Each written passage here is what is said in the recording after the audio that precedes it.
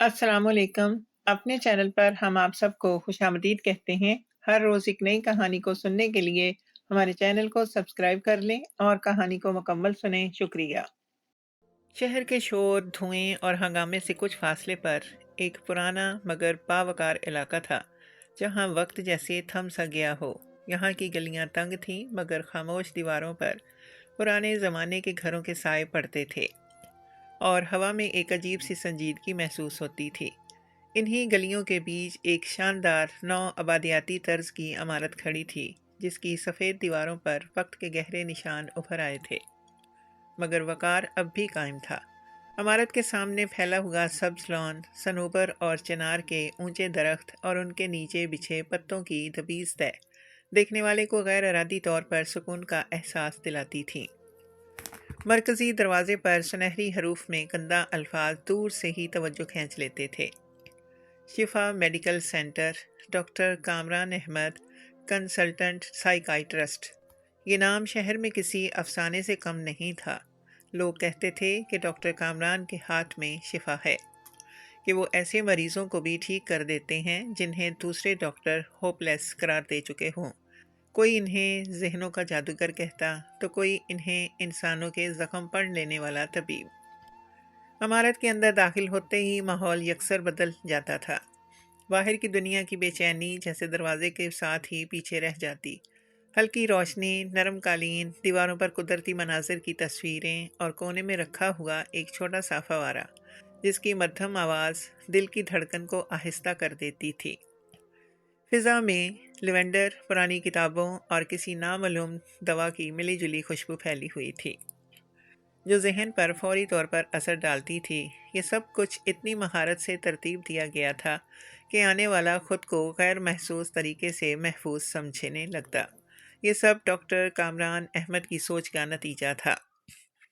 Doctor Kamran 48 बरस के थे, दरमियाना कद, मतवाजन जिस्म, साफ सुथरा चेहरा और आंखें, ऐसी आंखें जिनमें बज़ाहिर हमदर्दी और गहराई झलकती थी।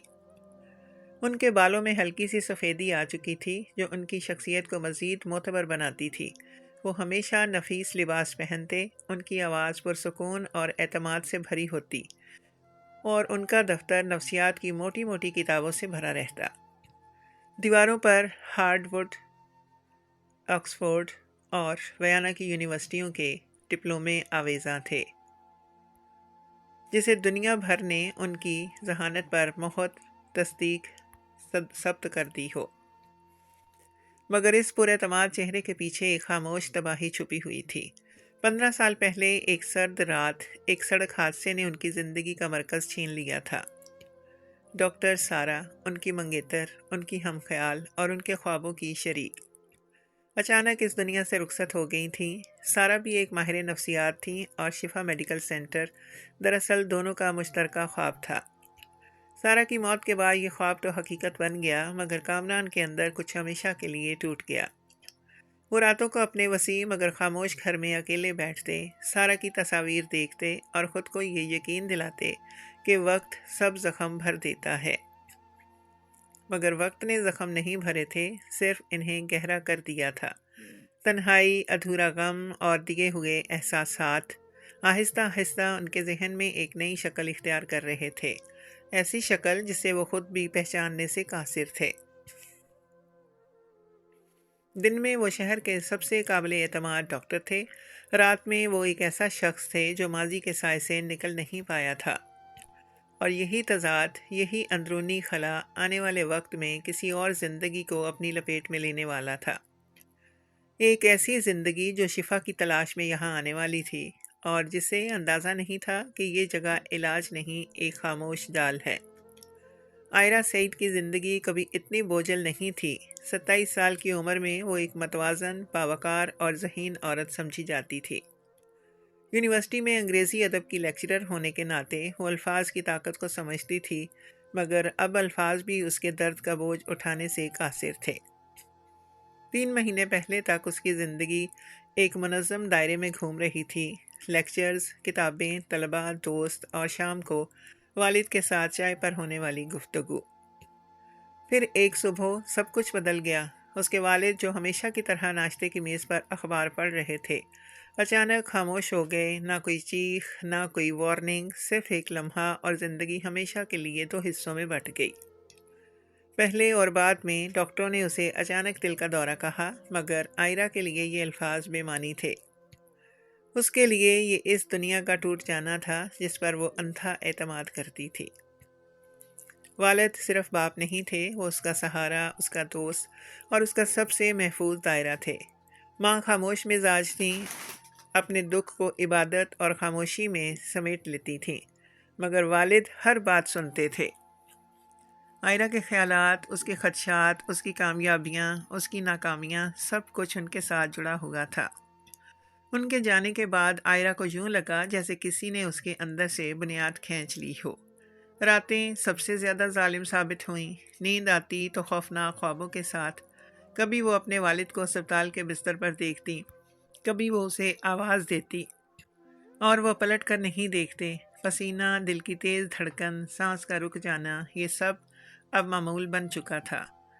कई बार वो आधी रात को उठकर ये यकीन करने की कोशिश करती कि वो ज़िंदा है, कि ये सब एक ख्वाब है, मगर हकीकत हर बार पहले से ज़्यादा सख्त होकर उसके सामने खड़ी होती। दिन के वक्त हालात बेहतर नहीं थे। क्लास में पढ़ाते हुए अचानक अल्फाज उसके जहन से गायब हो जाते। वो किताब हाथ में लिए खड़ी रहती और तलबा के चेहरे धुंधला जाते। दिल ज़ोर ज़ोर से धड़कने लगता, हाथ कांपते और उसे लगता जैसे वो वहीं गिर जाएगी। कई बार उसे लेक्चर अधूरा छोड़कर क्लास से निकलना पड़ा। तलबा की नज़रें, साथी असातिज़ा की खामोश तशवीश, सब कुछ उसे मज़ीद तोड़ देता। दोस्तों ने इब्तदा में साथ देने की कोशिश की, मगर आयरा खुद ही सबसे कटती चली गई। उसे किसी से बात करने की ताकत नहीं थी। हर सवाल, हर हमदर्द जुमला उसे मज़ीद कमज़ोर कर देता। माँ के सामने वो मजबूत बनने की कोशिश करती, क्योंकि वो नहीं चाहती थी कि माँ हर एक बोझ को वो खुद ही उठाए और वो भी उस पर बोझ डाल दे। इस खामोशी ने आयरा को अंदर से खोखला कर दिया। एक रात जब उसे लगा कि उसका दिल वाकई रुक जाएगा, उसने पहली बार ये तस्लीम किया कि वो ठीक नहीं है। ये सिर्फ गम नहीं था, ये खौफ था, बेबसी थी और एक ऐसा अंधेरा था जो आहिस्ता आहिस्ता उसकी पूरी शख्सियत को निगल रहा था। उसी रात उसने इंटरनेट पर सर्च किया, anxiety after loss, panic attacks, depression help. बार बार एक ही नाम सामने आ रहा था, डॉक्टर कामरान अहमद। लोगों के तजर्बात, तारीफ़ें और कामयाबी की कहानियाँ पढ़कर उसे लगा ऐसे कि शायद ये आखिरी उम्मीद है। एक ऐसा डॉक्टर जो समझता है।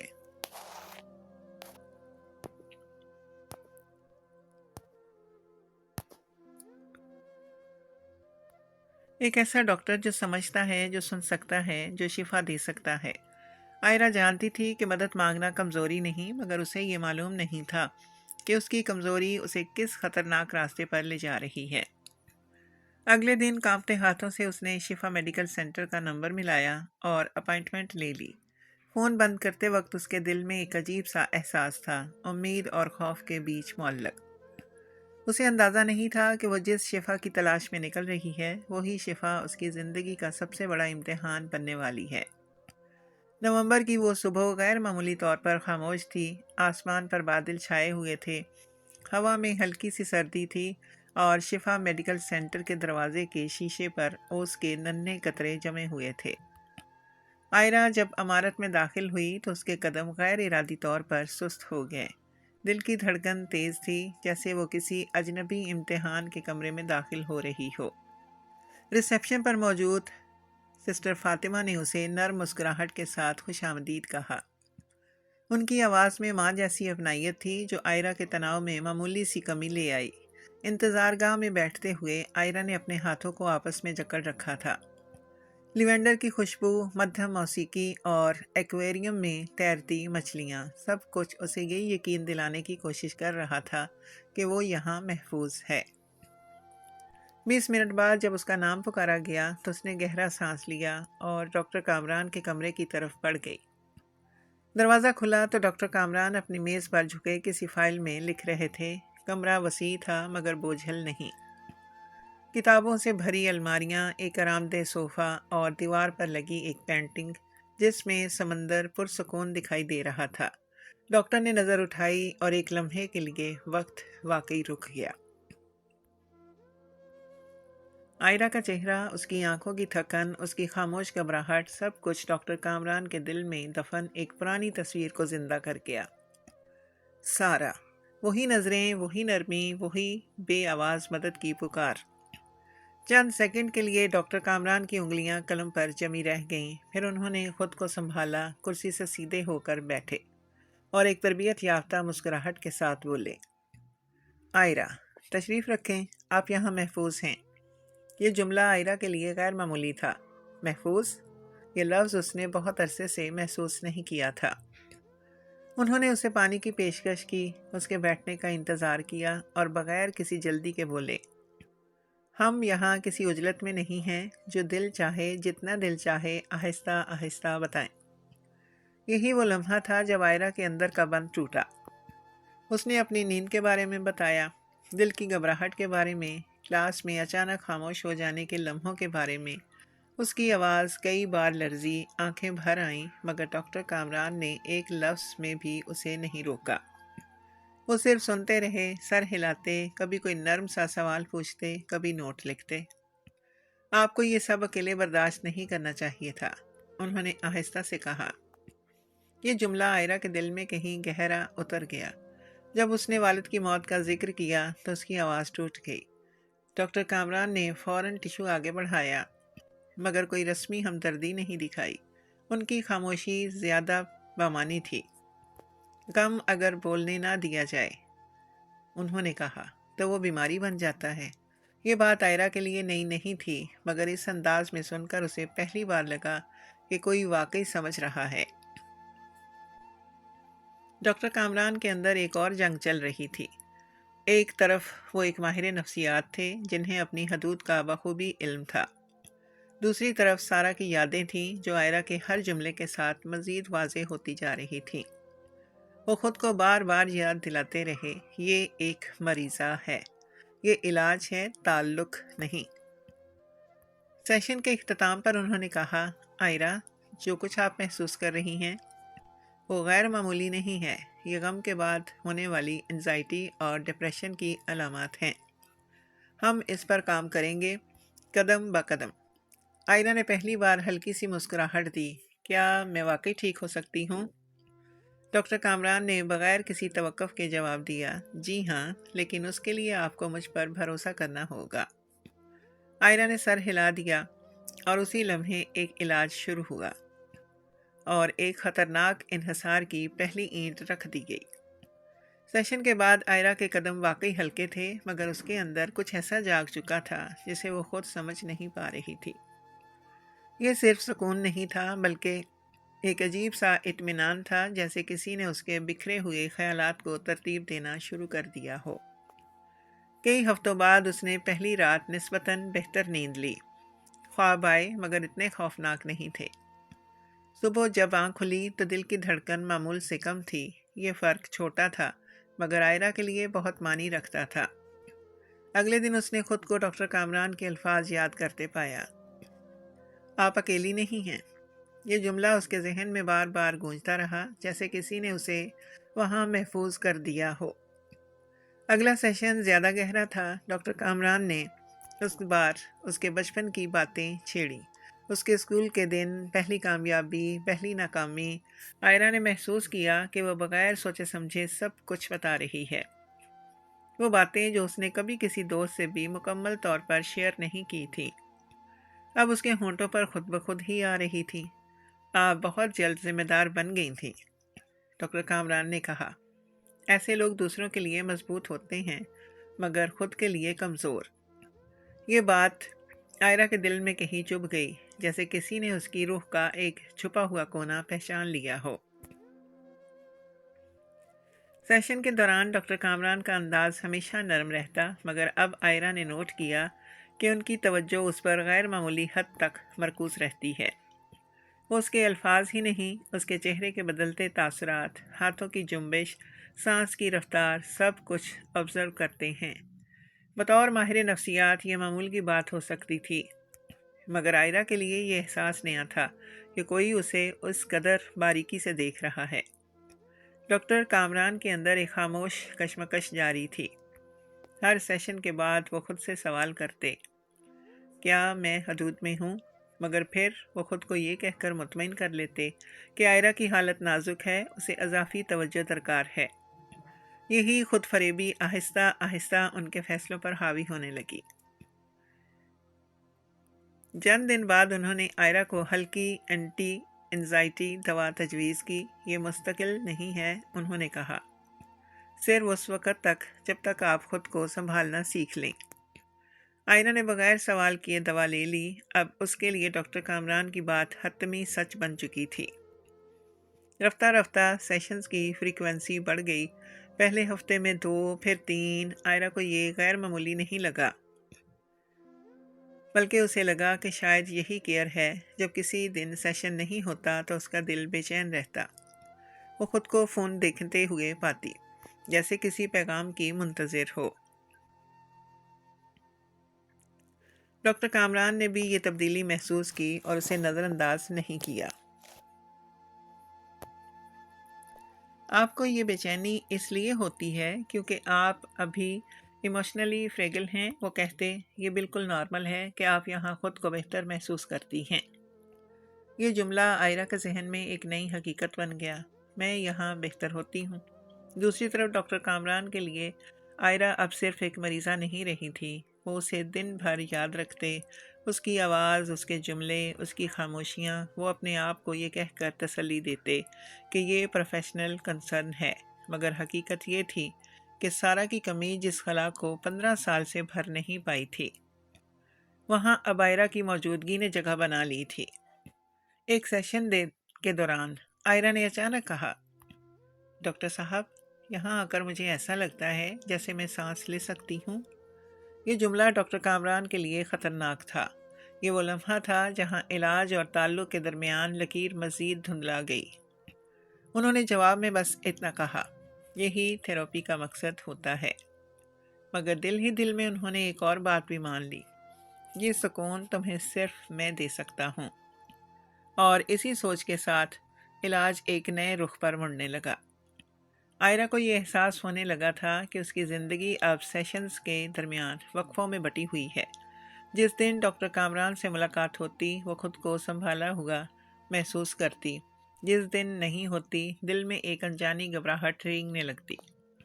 وہ جانتی تھی کہ یہ انحصار ٹھیک نہیں، مگر اس کے پاس اسے نام دینے کی طاقت نہیں تھی۔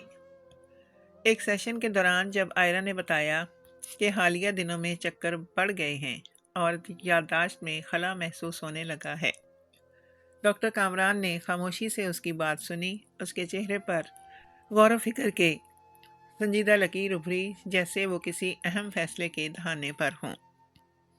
آئرہ، انہوں نے آہستہ سے کہا، آپ نے بہت پروگریس کی ہے، مگر ابھی ایک رکاوٹ باقی ہے۔ آئرہ نے بے چینی سے کرسی کی پشت پکڑ لی۔ کیا میں پھر خراب ہو رہی ہوں؟ نہیں، ڈاکٹر کامران نے فوراً جواب دیا، لیکن بعض اوقات صرف بات چیت کافی نہیں ہوتی۔ دماغ کے کچھ کیمیکل ایسے ہوتے ہیں جنہیں متوازن کرنے کے لیے اضافی مدد چاہیے۔ یہ سن کر آئرہ کے دل میں ایک انجانا سا خوف جاگا۔ کس قسم کی مدد؟ ڈاکٹر کامران اپنی میز کی دراز کھول کر ایک چھوٹی سی شیشی نکال لائے۔ یہ ایک ایڈوانسڈ ٹریٹمنٹ ہے، میں نے اسے بیرون ملک کے لیے ایک ریسرچ پروگرام کے دوران سیکھا تھا۔ بہت محدود مریضوں پر استعمال کیا جاتا ہے، اور صرف تب جب ڈاکٹر کو پورا یقین ہو کہ مریض اس کے لیے موزوں ہے۔ شیشی پر کوئی واضح لیبل نہیں تھا، صرف ایک باریک سی تحریر جو آئرہ پڑھ نہ سکی، یہ انجیکشن ہے۔ اس کی آواز غیر ارادی طور پر دھیمی ہو گئی۔ جی؟ ڈاکٹر کامران کی آواز پرسکون تھی مگر فیصلہ کن۔ یہ انزائٹی کے روٹ تک پہنچتا ہے، وقتی سائیڈ ایفیکٹس ہو سکتے ہیں مگر نتیجہ بہت مؤثر ہوتا ہے۔ آئرہ نے ہچکچاتے ہوئے کہا، مجھے انجیکشن سے ڈر لگتا ہے۔ ڈاکٹر کامران نے ذرا سا آگے جھک کر کہا، آپ کو مجھ پر بھروسہ کرنا ہوگا۔ اگر میں یہ تجویز دے رہا ہوں تو اس کا مطلب ہے کہ میں آپ کی حالت کو سنجیدگی سے لے رہا ہوں۔ یہ وہ لمحہ تھا جہاں آئرہ نے سوال کرنے کی بجائے سر ہلا دیا۔ اس کے ذہن میں ایک ہی خیال تھا، اگر یہ مجھے ٹھیک کر سکتا ہے تو کیوں نہیں؟ انجیکشن لگنے کے چند منٹ بعد ہی آئرہ کو عجیب سا احساس ہونے لگا۔ اس کے کانوں میں ہلکی سی گونج پیدا ہوئی، آنکھوں کے سامنے سب کچھ دھندلا سا ہو گیا، جیسے کسی نے اس کے خیالات کو روئی میں لپیٹ دیا ہو۔ مگر اس کے جسم کا وزن ہلکا محسوس ہونے لگا، لیکن ذہن بوجھل تھا۔ یہ نارمل ہے، ڈاکٹر کامران نے نرمی سے کہا۔ آپ ریلیکس کریں، دوا اپنا کام کر رہی ہے۔ آئرہ نے آنکھیں بند کر لیں۔ اس لمحے اسے عجیب سا سکون محسوس ہوا، ایسا سکون جو اس نے مہینوں سے محسوس نہیں کیا تھا۔ مگر یہ سکون قیمت کے ساتھ آیا تھا۔ اگلے دن آئرہ نے محسوس کیا کہ وہ چیزیں بھولنے لگی ہے، وقت جیسے پھسل رہا ہو۔ سب سے عجیب بات یہ تھی کہ اس کے خیالات کا مرکز بدل چکا تھا۔ پہلے وہ اپنے والد کو یاد کرتی تھی، اپنی ماں کے بارے میں سوچتی تھی، مگر اب بار بار ڈاکٹر کامران کا چہرہ اس کے ذہن میں ابھرتا۔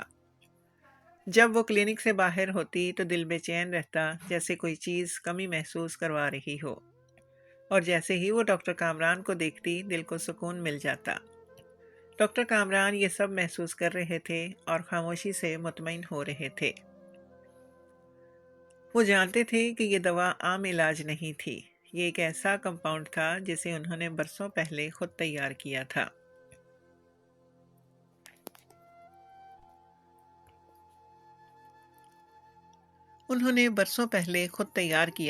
اپنی تنہائی، اپنے جنون اور اپنے نامکمل غم کے سائے میں یہ دوا ڈپینڈنسی پیدا کرتی تھی، جذباتی بھی، ذہنی بھی۔ یہ وقتی ہے، وہ خود کو سمجھاتے۔ جب آئرہ ٹھیک ہو جائے گی میں یہ بند کر دوں گا، مگر دل کے کسی کونے میں ایک اور سچ بھی تھا جسے وہ دبانے کی کوشش کر رہے تھے۔ اگر یہ بند ہو گیا تو وہ مجھ سے دور ہو جائے گی۔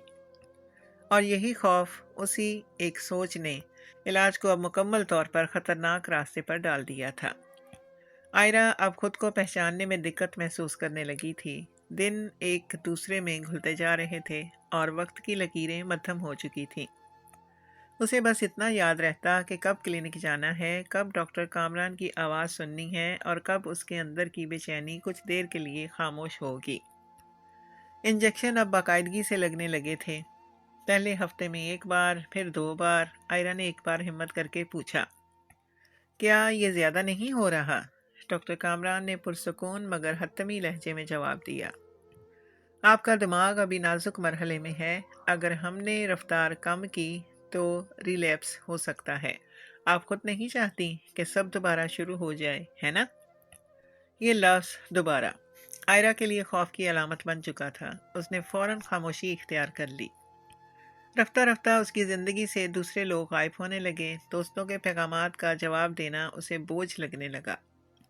ماں کے ساتھ گفتگو مختصر ہو گئی۔ ڈاکٹر کامران نے ایک سیشن میں کہا، جب ذہن ہیلنگ میں ہو تو غیر ضروری ایموشنل انپوٹس نقصان دہ ہوتے ہیں، بہتر ہے آپ کچھ وقت کے لیے خود پر توجہ دیں۔ آئرہ نے اسے پروفیشنل ایڈوائس سمجھ کر قبول کر لیا، مگر حقیقت یہ تھی کہ وہ تنہا کی جا رہی تھی، آہستہ، خاموشی سے۔ ڈاکٹر کامران اب اس کی روزمرہ کی کیفیت پر گہری نظر رکھنے لگے تھے۔ آج آپ نے کیا کھایا؟ رات کتنے بجے سوئیں؟ کس سے بات کی؟ شروع میں یہ سوال کیئرنگ لگے، پھر ضروری، اور آخر کار ناگزیر۔ آئرہ کو لگنے لگا کہ اگر وہ سب کچھ نہ بتائے تو شاید وہ غلط مریض بن جائے گی۔ ایک دن جب اس نے بتایا کہ اس کی ایک پرانی دوست ملنے آنا چاہتی ہے، ڈاکٹر کامران کی آنکھوں میں ایک لمحے کے لیے ناگواری ابھری، جسے انہوں نے فوراً چھپا لیا۔ یہ اچھا خیال نہیں ہے، انہوں نے کہا، لوگ آپ کی حالت نہیں سمجھتے، ان کے سوال، ان کی ہمدردی، یہ سب آپ کے ذہن کو ڈسٹرب کر سکتا ہے۔ لیکن وہ میری دوست ہے، آئرہ نے کمزور سی آواز میں کہا۔ میں جانتا ہوں، ڈاکٹر کامران نے نرمی سے جواب دیا، مگر میں آپ کا ڈاکٹر ہوں اور میں وہ چیزیں دیکھ رہا ہوں جو آپ نہیں دیکھ پا رہی۔ یہ جملہ فیصلہ کن تھا۔ آئرہ کے اندر کہیں ایک ہلکی سی مزاحمت نے سر اٹھایا، مگر وہ فوراً دب گئی۔ اسے واقعی لگنے لگا تھا کہ شاید وہ خود فیصلے کے قابل نہیں رہی۔ اگر ڈاکٹر کامران نہ ہوتے تو وہ بکھر جاتی۔ ڈاکٹر کامران کے لیے اب سب کچھ واضح ہو چکا تھا۔ آئرہ اس پر منحصر تھی اور یہی ان کے لیے سب سے بڑا اطمینان تھا۔ وہ خود کو یہ باور کراتے رہتے کہ وہ کسی برے ارادے سے ایسا نہیں کر رہے، بلکہ آئرہ کی حفاظت کے لیے یہ سب ضروری ہے۔ تم بہت حساس ہو، ایک دن انہوں نے کہا۔ دنیا تمہارے جیسے لوگوں کے لیے سخت ہے۔ تمہیں کسی ایسے شخص کی ضرورت ہے جو تمہیں سمجھ سکے، تمہیں بچا سکے۔ آپ جیسے؟ آئرہ کے منہ سے بے اختیار نکل گیا۔ ڈاکٹر کامران ایک لمحے کو خاموش ہو گئے۔ ہاں، انہوں نے آہستہ سے کہا، میرے جیسے۔ یہ وہ لمحہ تھا جب باؤنڈریز تقریباً ختم ہو چکی تھیں۔ آئرہ اب اکثر خود کو آئینے میں دیکھتی اور سوچتی کہ وہ کب اتنی کمزور ہو گئی، مگر اگلے ہی لمحے اس کے ذہن میں ایک اور خیال آ جاتا۔ اگر ڈاکٹر کامران نہ ہوتے تو میں شاید زندہ بھی نہ ہوتی۔ یہی سوچ اس کی زنجیر بن چکی تھی۔ ڈاکٹر کامران نے اب اس کے سیشنز کو لمبا کرنا شروع کر دیا۔ بعض اوقات وہ کہتے، آج آپ یہاں ہی رک جائیں، آپ کی حالت انسٹیبل لگ رہی ہے۔ آئرہ نے اعتراض نہیں کیا، اسے لگتا تھا کہ وہ محفوظ ہاتھوں میں ہے، مگر در حقیقت اس کے گرد دیواریں کھڑی ہو چکی تھیں، نظر نہ آنے والی مگر مضبوط اور خطرناک، اور ان دیواروں کے پیچھے علاج اب مکمل طور پر کنٹرول میں بدل چکا تھا۔ آئرہ کو یہ احساس اچانک نہیں ہوا تھا کہ کچھ غلط ہے، یہ احساس آہستہ آہستہ بنا تھا، بالکل ویسے ہی جیسے دیوار میں ایک باریک سی دراڑ پہلے نظر آتی ہے، پھر پھیلتی جاتی ہے۔ پہلے یہ صرف ایک بے نام بے چینی تھی، پھر سوال بننے لگی، ایسے سوال جو وہ خود سے پوچھتی مگر زبان پر نہیں لاتی۔ اسے یاد نہیں رہتا تھا کہ پچھلا دن کیسے گزرا، بعض باتیں جیسے ذہن سے مٹ سی جاتی تھیں اور بعض باتیں غیر معمولی طور پر واضح ہو جاتی، خاص طور پر وہ لمحے جب ڈاکٹر کامران اس کے قریب ہوتے۔ یہ توازن اسے پریشان کرنے لگا تھا۔ ایک دن اس کی پرانی سہیلی ڈاکٹر مریم اچانک ملنے آ گئی۔ مریم خود بھی ماہر نفسیات تھی، تیز نظر، کم گو اور باتوں کے پیچھے چھپے معنی فوراً پکڑ لینے والی۔ آئرہ نے اسے دیکھ کر خوشی محسوس کی، مگر ساتھ ہی دل میں ایک انجانا سا خوف بھی جاگا، جیسے وہ کسی قاعدے کی خلاف ورزی کر رہی ہو۔ تم ٹھیک نہیں لگ رہی، مریم نے بغیر کسی تمہید کے کہا۔ آئرہ نے مسکرانے کی کوشش کی۔ میں علاج میں ہوں، ڈاکٹر کامران بہت اچھے ہیں۔ مریم نے غور سے اسے دیکھا، اس کے چہرے کی تھکن، آنکھوں کی غیر معمولی چمک اور آواز کی غیر فطری نرمی۔ کیا دوائیں چل رہی ہیں؟ انجیکشن، آئرہ نے جواب دیا، پھر رک گئی۔ نام مجھے معلوم نہیں۔ یہ جواب مریم کے لیے کافی تھا۔ انجیکشن؟ کس مقصد کے لیے؟ آئرہ نے وہی جملے دہرائے جو وہ کئی بار سن چکی تھی۔ Advanced treatment, limited use, special case. کہتے ہوئے اسے خود بھی محسوس ہوا کہ یہ الفاظ اس کے اپنے نہیں تھے۔ آئرہ، مریم نے آہستہ سے کہا، کیا تم نے کبھی سیکنڈ اوپینین لینے کا سوچا ہے؟ یہ سن کر آئرہ چونک گئی۔ ڈاکٹر کامران کہتے ہیں کہ ابھی یہ مناسب نہیں۔ دوسرے ڈاکٹر میری حالت کو کنفیس کر سکتے ہیں۔ یہ جملہ ادا کرتے ہوئے آئرہ کو ایک لمحے کے لیے عجیب سا احساس ہوا، جیسے اس نے کسی اور کی زبان استعمال کی ہو۔ مریم خاموش ہو گئی، مگر اس کی آنکھوں میں تشویش صاف نظر آ رہی تھی۔ بس ایک بات یاد رکھو، اس نے جاتے ہوئے کہا، اگر علاج تمہیں دنیا سے کاٹ دے تو وہ علاج نہیں ہوتا۔ یہ الفاظ آئرہ کے ذہن میں گونجتے رہے۔ اسی شام کلینک میں آئرہ معمول سے کچھ پہلے پہنچ گئی۔ انتظار گاہ خالی تھی، اس کا دل زور سے دھڑکنے لگا۔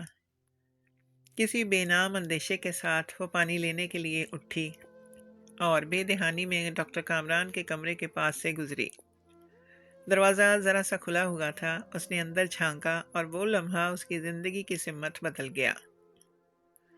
ڈاکٹر کامران ایک میز کے پاس کھڑے تھے، ان کے ہاتھ میں سرنج تھی اور سامنے رکھی شیشی عام دوا جیسی نہیں لگ رہی تھی۔ उस पर कोई कंपनी का नाम नहीं था, कोई वाज़ेह लेबल नहीं, सिर्फ हाथ से लिखी एक बारीक तहरीर, compound X7। Doctor Kamran Aahista Aahista बड़बड़ा रहे थे, जैसे खुद से बात कर रहे हों। ये ज़रूरी है, ये उसे महफूज रखेगा, ये उसे मुझसे दूर नहीं जाने देगा। आयरा का जिस्म सुन्न हो गया, उसके जहन में मरियम के अल्फाज गूंजने लगे। अगर इलाज तुम्हें दुनिया से काट दे। वो पीछे हटने ही वाली थी कि किसी की आवाज़ आई, आयरा बेटी, आप यहाँ खड़ी हैं? वो चौंक गई। नर्स सामने खड़ी थी। आयरा ने फौरन खुद को संभाला। मैं बस पानी लेने आई थी।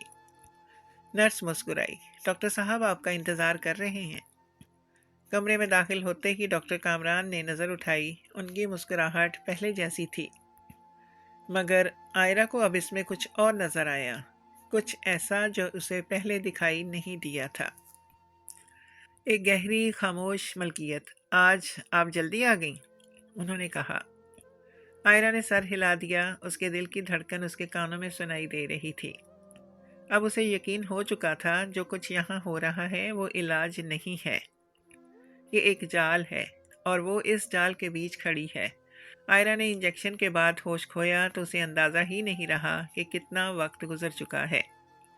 जब आँख खुली तो सबसे पहले उसे जो एहसास उभरा वो भारीपन था, ऐसा जैसे उसका जिस्म उसी का साथ छोड़ चुका हो। उसने हाथ हिलाने की कोशिश की, मगर नाकाम रही। अगले ही लम्हे हकीकत पूरी शिद्दत से उस पर टूट पड़ी। उसके हाथ और पांव बिस्तर से बंधे हुए थे। मोटी चमड़े की पट्टियां उसकी कलाइयों और टखनों को जकड़े हुए थीं। उसका सांस तेज हो गया, दिल सीने से बाहर निकलने को तैयार था। उसने चीखने की कोशिश की, मगर आवाज़ हलक में ही दम तोड़ गई। खौफ उसके जिस्म में जहर की तरह फैलने लगा। दरवाज़ा खुला। डॉक्टर कामरान अंदर दाखिल हुए, बिल्कुल पुरसुकून। उनके हाथ में एक ट्रे थी, जैसे ये सब एक मामूल की बात हो। तुम जाग गई, उन्होंने कहा। अच्छा है, मुझे डर था कि डोज ज़्यादा ना हो गई हो। आयरा की आंखों से आंसू बहने लगे। ये क्या कर रहे हैं आप? मुझे जाने दें प्लीज़। मेरी माँ, तुम्हारी माँ महफूज है। डॉक्टर कामरान ने बात काट दी। मैंने सब इंतज़ाम कर लिया है। उसे बताया गया है कि तुम खसूसी इलाज में हो। ये इलाज नहीं है, आयरा चीखी, ये जुर्म है। डॉक्टर कामरान के चेहरे पर एक लम्हे के लिए सख्ती आई, फिर वही मानूस नरमी लौट आई, मगर अब वो नरमी खौफनाक थी। तुम अब भी नहीं समझ रही, उन्होंने कहा। तुम बीमार हो, बहुत बीमार, और बीमार लोग अपने लिए दुरुस्त फैसले नहीं कर सकते। वो आयरा के करीब आकर बैठ गए। मैं तुम्हें वो सब नहीं होने दूंगा जो सारा के साथ हुआ। मैं उसे नहीं बचा सका, मगर तुम्हें बचा सकता हूँ। ये नाम सुनकर आयरा के जिस्म में कपकपी दौड़ गई। मैं सारा नहीं हूँ, उसने हिम्मत करके कहा। मैं आयरा हूँ। डॉक्टर कामरान की आंखों में एक अजीब सी चमक उभरी। नहीं, उन्होंने आहिस्ता से कहा। तुम मुझसे बेहतर हो, तुम जिंदा हो, और तुम मेरे पास हो। दिन रात में बदलने लगे, या शायद रात दिन में। आयरा के लिए वक्त का कोई मतलब नहीं रहा था। रोज़ वही इंजेक्शन, वही नीम बेहोशी, वही आवाज़ जो उसे ये बावर कराती कि बाहर की दुनिया ख़तरनाक है, कि ये सिर्फ यही जगह महफूज है। डॉक्टर कामरान घंटों उसके पास बैठते, अपनी ज़िंदगी की कहानियाँ सुनाते। मैंने सब कुछ हासिल कर लिया था, वो कहते, मगर फिर सब छिन गया। तुम नहीं समझ सकती कि खालीपन क्या होता है। आपको मदद की ज़रूरत है, आयरा ने एक दिन कहा। ये मोहब्बत नहीं है, मोहब्बत कैद नहीं करती। डॉक्टर कामरान मुस्कुराए। यही तो मसला है, उन्होंने कहा। तुम आज़ादी को मोहब्बत समझती हो। मैं जानता हूँ कि तुम्हें किस चीज़ की ज़रूरत है, तहफ़्फ़ुज़ की। आयरा ने खुद को कमज़ोर जाहिर करना शुरू कर दिया। उसने महसूस किया था कि जब डॉक्टर कामरान जज्बाती होते हैं तो उनकी गिरफ्त ढीली पड़ जाती है। वो सारा के बारे में बात करते हुए खुद भी टूटने लगते हैं। इसी दौरान बाहर की दुनिया में मरियम खामोश नहीं बैठी थी। اسے یقین ہو چکا تھا کہ آئرہ خطرے میں ہے۔ اس نے پرانے ریکارڈ کنگالے، گمشدہ مریضوں کی فائلیں دیکھیں اور آخر کار پولیس سے رابطہ کر لیا۔ شواہد ابھی ناکافی تھے مگر شک مضبوط تھا۔ ادھر آئرہ کے لیے ہر لمحہ آزمائش تھا۔ جسم کمزور تھا مگر ذہن اب بھی زندہ تھا۔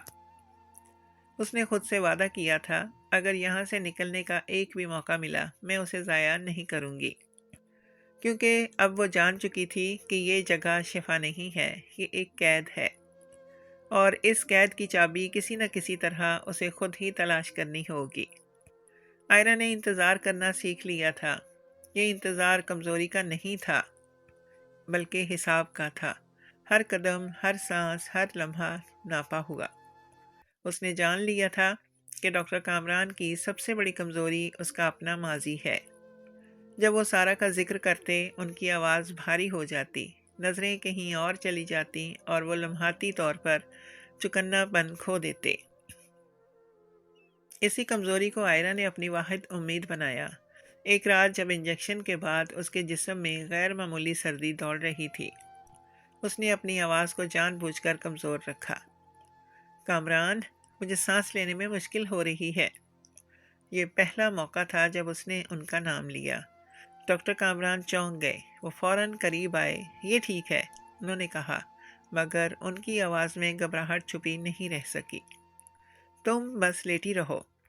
آئرہ نے آنکھیں نیم بند رکھیں۔ مجھے لگتا ہے میرا وقت آ گیا ہے۔ اس کی آواز کانپ رہی تھی، مگر یہ کانپ حقیقی خوف کی نہیں تھی، یہ اداکاری تھی جس کے پیچھے زندہ رہنے کی ضد تھی۔ اگر میں مر گئی تو آپ اکیلے رہ جائیں گے، بالکل سارا کی طرح۔ یہ نام تیر کی طرح لگا۔ ڈاکٹر کامران کا چہرہ سفید پڑ گیا۔ نہیں، انہوں نے فوراً کہا، ایسا نہیں ہوگا، تم مجھے چھوڑ کر نہیں جا سکتی۔ پلیز، آئرہ نے آہستہ سے کہا، میرے ہاتھ کھول دیں، میں آخری بار آپ کو گلے لگانا چاہتی ہوں۔ میں نے سمجھ لیا ہے، آپ مجھ سے محبت کرتے ہیں۔ یہ وہ جملہ تھا جس نے ڈاکٹر کامران کی عقل پر جذبات کو غالب کر دیا۔ کانپتے ہاتھوں سے انہوں نے ایک پٹی کھولی، پھر دوسری۔ دیکھو، میں یہاں ہوں، انہوں نے کہا، میں تمہیں کھونے نہیں دوں گا۔ جیسے ہی وہ جھکے، آئرہ نے پوری قوت جمع کی، بستر کے پاس رکھی دھاتی ٹرے اس کے ہاتھ میں آ گئی۔ ایک لمحے کی ہچکچاہٹ اور پھر پوری طاقت سے وار۔ آواز کمرے میں گونجی۔ ڈاکٹر کامران لڑکھڑاتے ہوئے پیچھے گرے، خون بہنے لگا۔ وہ پوری طرح بے ہوش نہیں ہوئے مگر سنبھلنے کے قابل بھی نہیں رہے۔ آئرہ کے ہاتھ کانپ رہے تھے مگر اس کے قدم نہیں رکے۔ اس نے خود کو آزاد کیا، دروازہ کھولا اور باہر نکل آئی۔ راہداری اندھیرے میں ڈوبی ہوئی تھی۔ ہر قدم کے ساتھ اس کا سر گھوم رہا تھا مگر خوف نے اسے سہارا دیا۔ سیڑھیاں اترتے ہوئے وہ گری، گھٹنے پر شدید درد اٹھا مگر وہ رکی نہیں۔ نیچے ایک سایہ حرکت میں آیا۔ چوکیدار۔ کون ہے؟ آئرہ نے جواب نہیں دیا۔ اس نے پوری طاقت سے دوڑ لگائی۔ چوکیدار نے اس کا ہاتھ پکڑنے کی کوشش کی مگر وہ چھوٹ گئی۔ گیٹ اس کے سامنے تھا اور آزادی اس کے پار۔ جیسے ہی وہ سڑک پر پہنچی، ایک گاڑی رک گئی۔ ڈرائیور نے اسے اس حال میں دیکھ کر کچھ نہیں پوچھا، صرف دروازہ کھولا، بیٹھ جائیں۔ اسی لمحے پولیس کو کال کر دی گئی۔ کچھ ہی دیر میں سب کچھ بدل گیا۔ آئرہ ہسپتال میں تھی، محفوظ۔ اس کے الفاظ ٹوٹ ٹوٹ کر نکل رہے تھے مگر سچ واضح تھا۔ پولیس نے فوری کارروائی کی۔ ڈاکٹر کامران کو گرفتار کر لیا گیا۔ کلینک کی تلاشی میں وہ سب سامنے آ گیا جو چھپا ہوا تھا۔ خفیہ کمرہ، غیر قانونی دوائیں، فائلیں اور 2 اور لڑکیاں جو اسی قید میں زندہ تھیں۔ شہر میں خبر پھیل گئی، وہ ڈاکٹر جس پر لوگ اندھا اعتماد کرتے تھے اب ایک ملزم تھا۔ آئرہ نے ہسپتال کے بستر پر لیٹے ہوئے ایک بات واضح طور پر محسوس کی، وہ ٹوٹ چکی تھی مگر زندہ تھی، اور یہی اس کی فتح تھی۔ آئرہ کے لیے آزادی ایک لمحے میں مکمل سکون نہیں بنی۔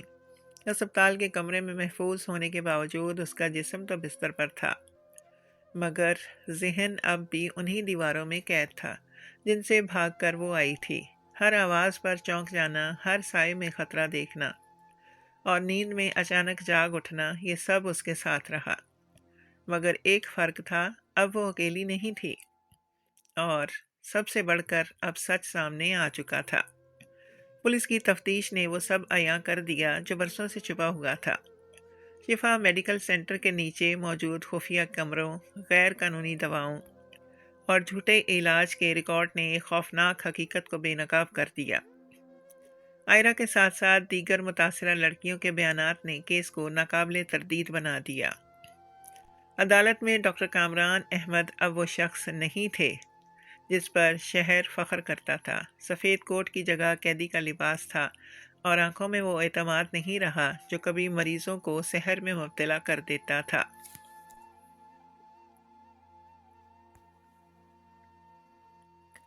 ماہر نفسیات کی رپورٹ میں واضح کیا گیا کہ وہ obsessive لو ڈس آرڈر، پوسٹ ٹرومیٹک سٹریس ڈس آرڈر اور نارسسٹک ٹینڈنسیز کا شکار تھے، مگر ساتھ ہی یہ بھی ثابت ہوا کہ انہوں نے شعوری طور پر اپنی طاقت اور علم کا غلط استعمال کیا۔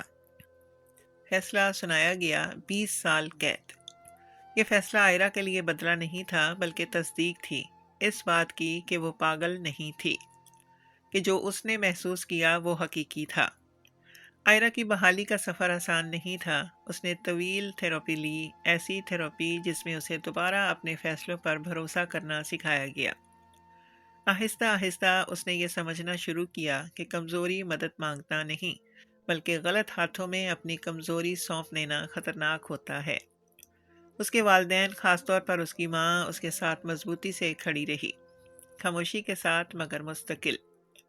وقت کے ساتھ آئرہ نے اپنے تجربے کو دبانے کی بجائے بولنے کا فیصلہ کیا۔ اس نے ایک سپورٹ گروپ قائم کیا جہاں وہ لوگ آتے جو کسی نہ کسی شکل میں جذباتی یا نفسیاتی استحصال کا شکار ہو چکے تھے۔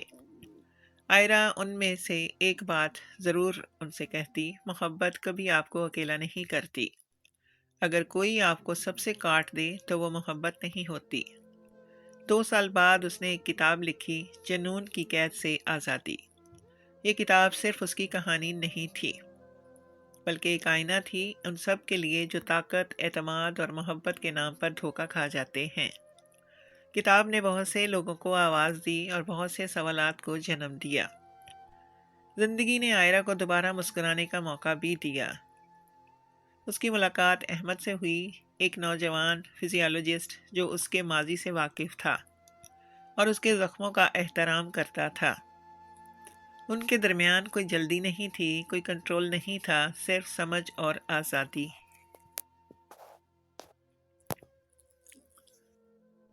صرف سمجھداری اور آزادی۔ چند سال بعد وہ شریک حیات بنے۔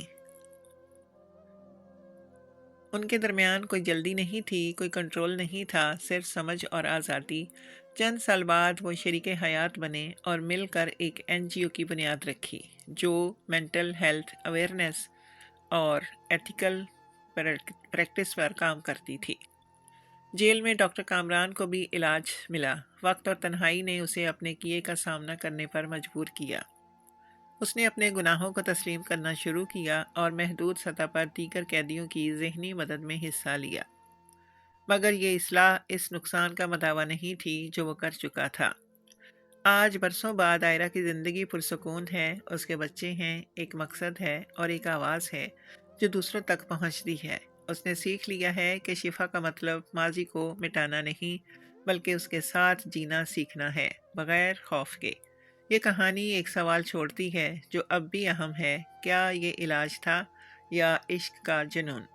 اور اس سوال کے ساتھ ایک سچ بھی: محبت احترام دیتی ہے، آزادی سکھاتی ہے اور مضبوط بناتی ہے۔ جنون قابو پاتا ہے، قید کرتا ہے اور آخر کار تباہی لاتا ہے۔ آئرہ نے جنون کی قید توڑ دی اور یہی اس کی اصل شفا تھی۔